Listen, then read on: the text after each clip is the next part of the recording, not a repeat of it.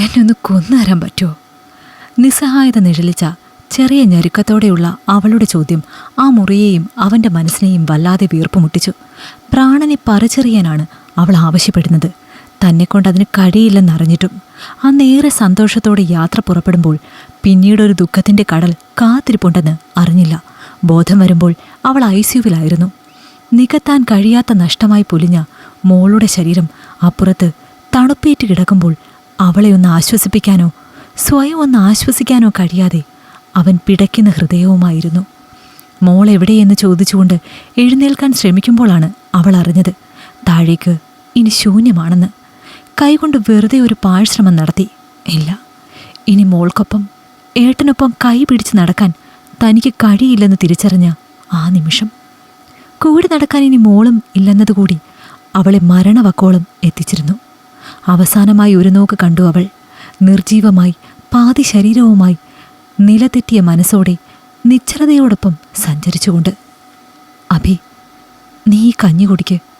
അവളുടെ ചുണ്ടിലേക്ക് കഞ്ഞി കോരി കൊടുക്കുമ്പോൾ വരണ്ട ചുണ്ടുകൾ അതെല്ലാം നിരസിച്ചു. കഞ്ഞി പോലും കുടിക്കാതെ എങ്ങനാ മോളെ എന്ന് ചോദിക്കുമ്പോൾ അവളുടെ ചുണ്ടുകൾ വിറയ്ക്കും. പാതി ചത്തില്ലേ ഏട്ടാ? ഇനിയുള്ള പാതി കൊണ്ട് ഒരു പ്രതീക്ഷയില്ലാത്ത ഈ ജീവിതത്തെ ഇങ്ങനെ വലിച്ചു നീട്ടി മടുത്തു.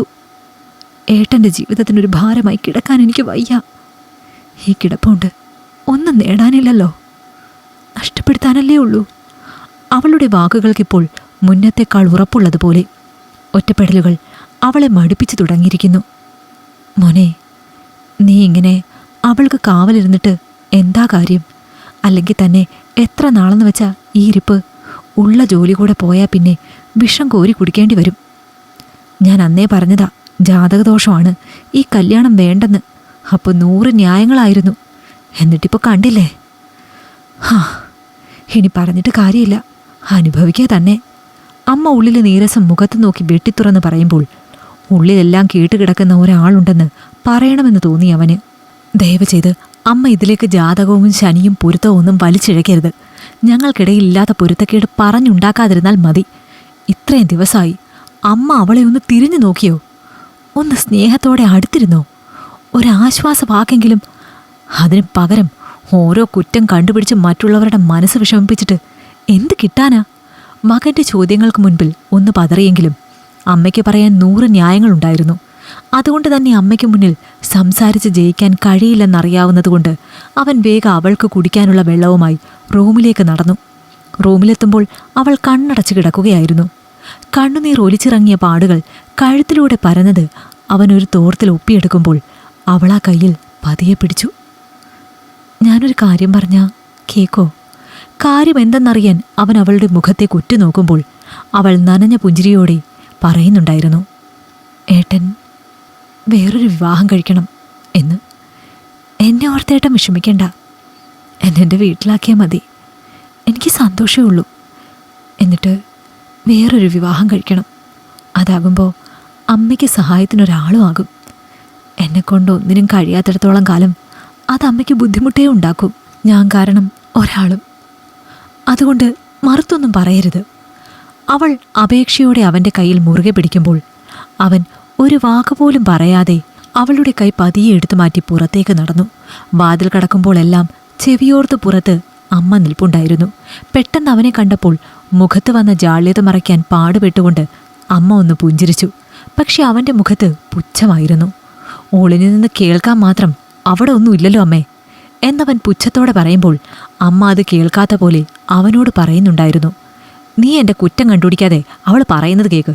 ഇപ്പോഴാണേൽ അവളുടെ സമ്മതത്തോടെ വേറൊരാളെ കൊണ്ടുവരാം. അവളെ അവളുടെ വീട്ടിൽ കൊണ്ടാക്കി ആ ബാധ്യത ഒഴിപ്പിക്കുകയും ചെയ്യാം. ഇനിയും സ്നേഹവും സിമ്പതിയും പറഞ്ഞ് ഇങ്ങനെ കൊണ്ടു നടക്കാനാണ് ഉദ്ദേശമെങ്കിൽ എൻ്റെ മോൻ അവസാനം മടുത്തു പോകും.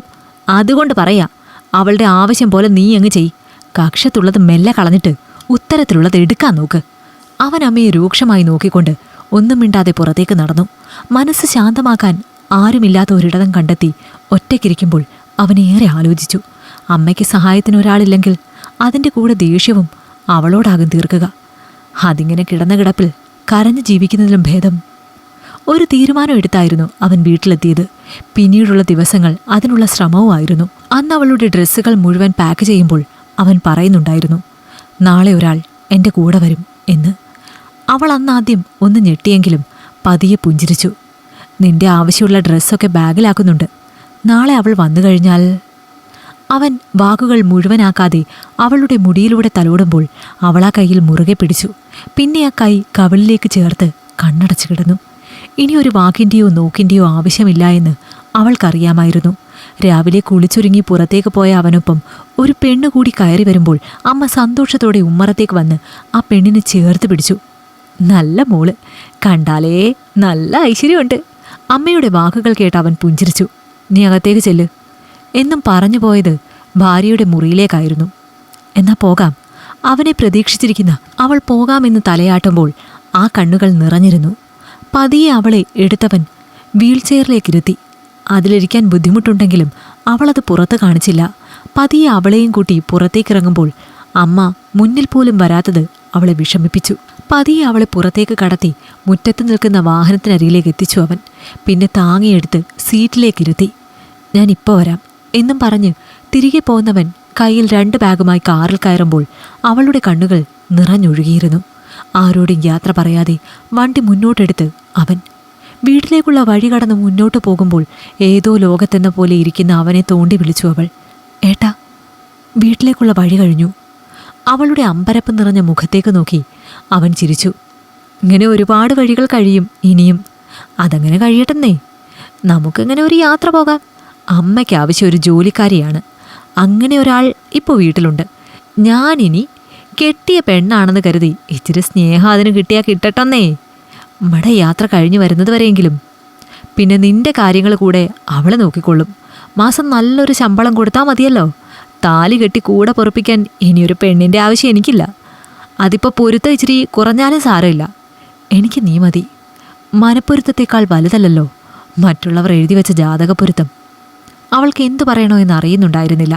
ആ കണ്ണുകളിങ്ങനെ നിറഞ്ഞൊഴുകിയതല്ലാതെ ഒരു സ്നേഹത്തിൻ്റെ കടൽ ഒഴുകും പോലെ. ഇഷ്ടമായെങ്കിൽ ലൈക്ക് ചെയ്യൂ. നിങ്ങളുടെ അഭിപ്രായങ്ങൾ കമന്റായി രേഖപ്പെടുത്തൂ. കൂടുതൽ കഥകൾ കേൾക്കാൻ ഈ ചാനൽ സബ്സ്ക്രൈബ് ചെയ്യൂ.